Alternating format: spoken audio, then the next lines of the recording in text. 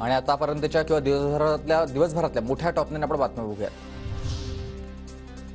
कोर्टाच्या आदेशानुसार अजित पवारांकडून पक्ष चिन्हाबाबत जाहीर निवेदन। सर्वोच्च न्यायालयाकडून अजित पवार गटाला घड्याळ चिन्ह वापरण्याची परवानगी।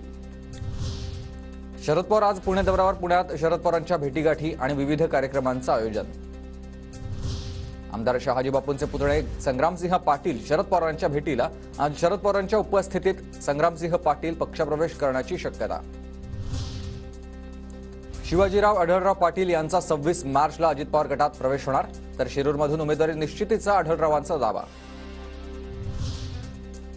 सुनेत्रा पवारांचा आज दौंड दौरा आहे आणि ख्रिश्चन बांधवांशी त्या चर्चा करणार आहेत। दौऱ्यादरम्यान कार्यकर्त्यांच्या भेटी देखील घेणार आहेत। आंतरवाली सराटीत जरांगेंच्या उपस्थितीत आज महत्त्वाची बैठक। बैठकीला मोठ्या संख्येने उपस्थित रहा, जरांगेंचं आवाहन।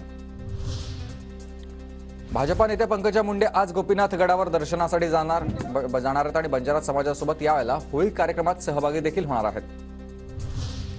ठाकरे गट आणि वंचितची आघाडी राहिली नाही, महाविकास आघाडीसोबत युती झाली तरच वंचित आणि ठाकरे गटाची युती। प्रकाश आंबेडकर यांचं हे वक्तव्य।